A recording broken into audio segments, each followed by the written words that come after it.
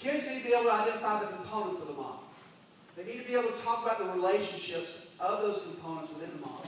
And then they need to be able to connect those variables to causal phenomena. So it's not enough just to say, oh, I did it.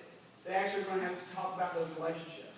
The explanation, they've got to be able to state what the explanation is that they're doing. They've got to be able to look at evidence and find what is actually appropriate evidence and identify what's not appropriate. And then their reasoning has to come across. What's the justification for why this actually supports the explanation? Same thing with an argument. But one of the big things that's different here that we don't typically do is the evaluation and critique. Having kids evaluate and critique each other's argument is actually a really important skill. Now, the cross-cutting concepts, there are 7. Patterns, cause and effect. My favorite one.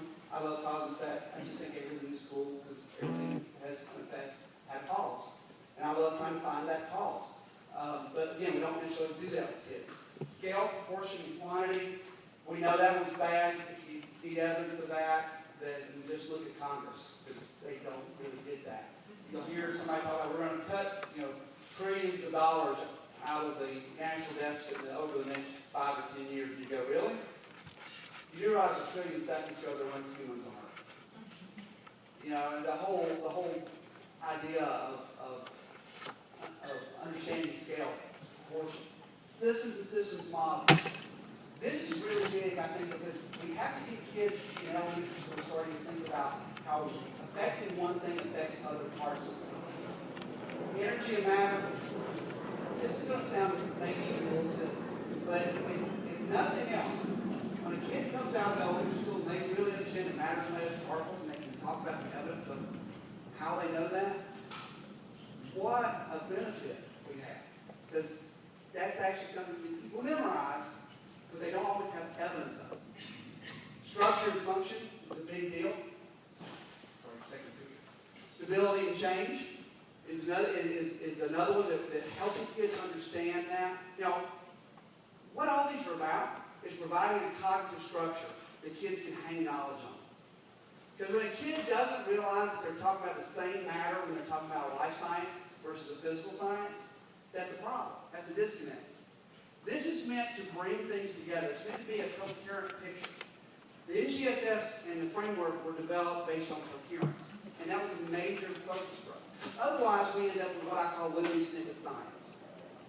Okay, if you're familiar with that book series, I call it that because sometimes science instruction becomes a series of unfortunate events instead of a coherent picture of how science should really be working.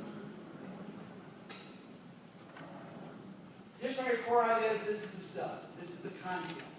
This is physical science, life science, Earth and space. Just to be clear about Earth and space, I always have to take a moment, even though I know that all of you are elementary, middle school. This is a big deal because we do have high school Earth science now. For those of you who deal with Earth science in middle school, you're going to take a look and don't teach the high school stuff for the high school people. They need to get on board and realize that Earth science doesn't end after you're 13. Because you're still living here. And you kind of need to know something about the place you're living. So there is something that goes across. The other part of this, though, that's huge, is this engineering aspect. We have not had engineering as part of science in most of our states. There's a few states that have, but in most of our states, it really has gotten left out. So, this is not full-blown engineering. It's not something that takes place in career tech ed, but it is the overlap. It's where these things really come together. So, at the end of the day, three-dimensional learning means that the kid operates at the nexus of those 3 dimensions. It becomes more about the how and the why, and less about the what. A couple years ago, there was a survey done, and they asked Americans about the Sun, Moon, Earth system. 80% of the respondents knew that the Earth orbited the Sun and the Moon orbited the Earth. 80%. That's kind of sad. What's more sad, though, is when they said, how do you know? What's the evidence of that? It dropped to 49%. So we can memorize till the cows come home, as we said in Georgia. But, or as Chick-fil-A says, maybe, I don't know. But we can memorize, but until we actually put it together, it doesn't provide the context. Y'all remember when Pluto got demoted? You remember that? I was the science supervisor in Georgia when Pluto got demoted. And we had a newspaper reporter called me when that happened. And I had what I think is probably the greatest interview in the history of science education. I did. It was great. I was giving quotes that I knew were going to end up in magazines and newspapers across the country because they were so brilliant. About, science is a way of knowing. Science is always changing and all this kind of stuff. And he kept saying that, so you're telling me that you're not going to send a note to all the teachers saying you're not testing Pluto? I said, no. Well, how are you going to manage, the testing? We don't test that. We talk about the solar system, how it's a system. And gravity drives the system. And he's like, okay, but what about the order of the planets? That's, I don't know.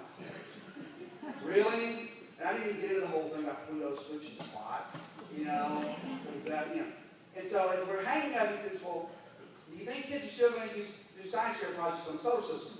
And I said, yeah, but now they're only 8 balls instead of 9. That was the only quote that got into the article.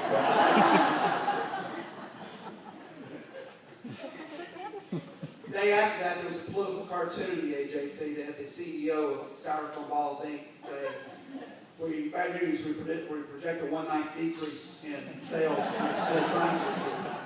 So if you ever wanted to meet anybody that was the subject of a political cartoon, here you go.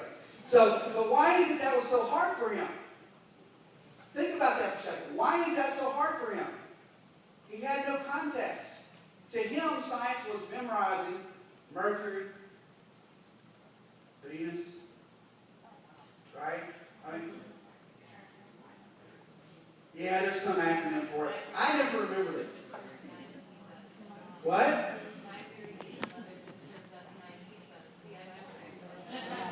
Say again. More pizza. Your mother just served us 9 pizzas 4 times. My very eager mother. Yeah, my mother was really eager about me learning the 9 planets. So anyway, it's about bringing these 3 things together. Now, I want to be really clear about something. It's about the kids being able to operate here. These are performance expectations. Not about what you do as teachers, but what the kids do. What you've got to do is develop the environment that they can do that.